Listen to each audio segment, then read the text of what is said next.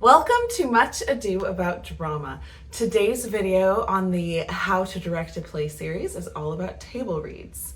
Table reads are near the beginning of the process. So typically you do a full read through with the cast, and then before you're really getting into all the nitty gritty of blocking and scene work, you're doing table reads. And I will admit, as a director, I have been tempted to sometimes just skip this step or make it very brief because it's not the most exciting part of the play process. It feels like, come on, we want to jump right in. But when I have done the right thing and actually taken the time to do this step, the whole process goes much more smoothly. So today I want to talk to you about what I found works the best for table reads, and then give you some specific ideas for what to do during your table reads to make the work the best it can be. So table read time is just the period of time where you are literally sitting around a table and you call actors to read through the scenes and talk about them and discuss, get backstory, get some information on the character, see if their vision for their character is in line with your vision for the character. Because as a director, you're doing all of this work up front, trying to discover these characters and what their journeys are. And then you're going to get actors who may or may not have the exact same vision that you had. They're probably not going to have the exact same vision. So that's part of what table work does, is it's this collaborative process where you as the director get a chance to ask the questions of the actors who are now the ones who have been officially chosen to play these characters that you've been envisioning for such a long time. And it can be a chance for you to share your vision, but also see what they discover about their characters, which can give you way more ideas than you even thought you had about what the characters are, the journeys that they take. And so that's part of it, is it really doing the time to sit down gives you the chance to get more ideas than you had when you were just reading through the play.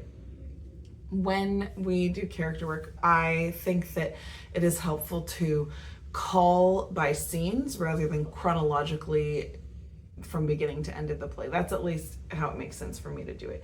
This way, say there's Little Women, right? You have the sisters and Marmee have certain scenes together. So we'll do a rehearsal that's just the table work for those scenes. And then maybe I'll do the scenes that are just the sisters.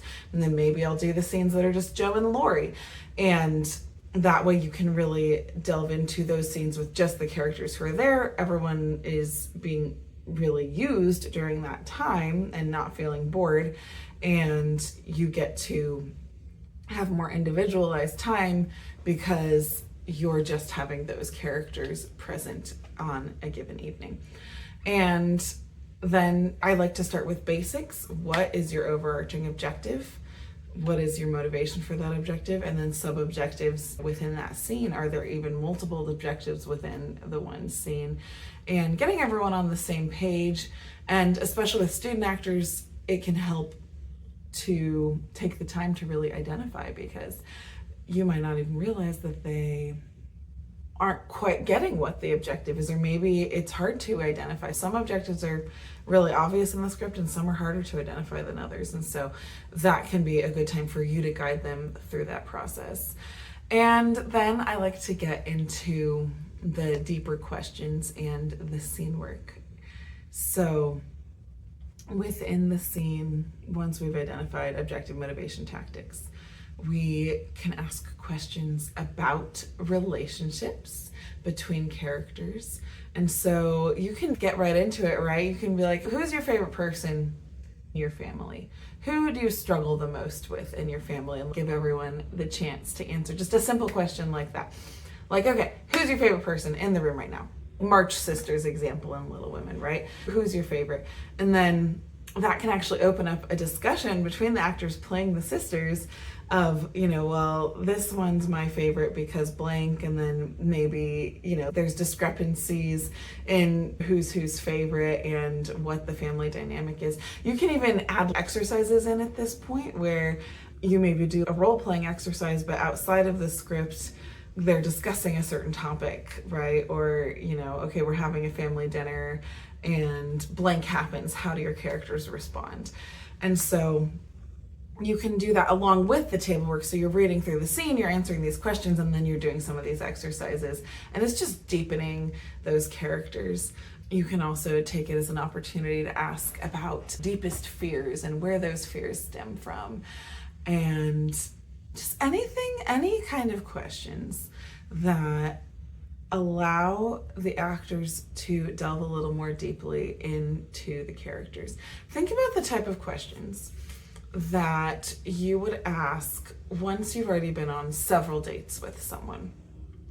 These are not kind of your first date kind of questions. These are the questions that you would ask a date when you're really getting to know them and trying to decide, okay, is this someone that I want to continue pursuing? So similar to that, these are the types of questions that your actors should be delving into about their characters, right?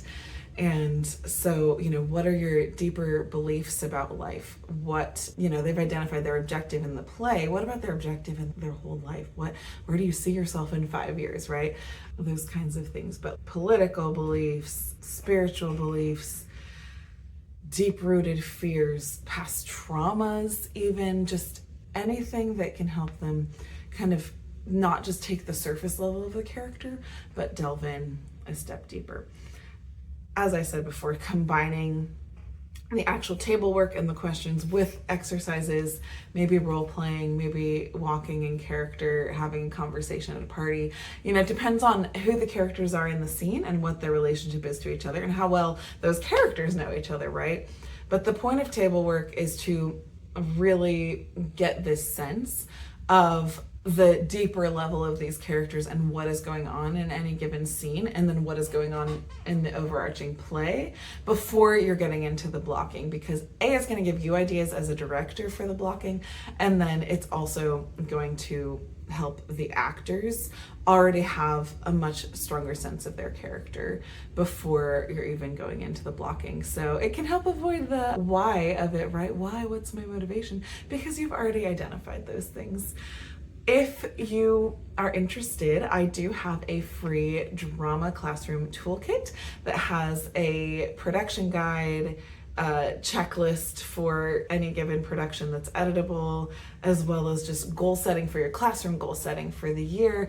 This can help for drama teachers and those who direct just after school programs alike. And then you get signed up for my newsletter, where I will be sending updates on when we have videos like this and new blog posts and just all the helpful tips and tricks to help you on your journey. Happy directing and break a leg.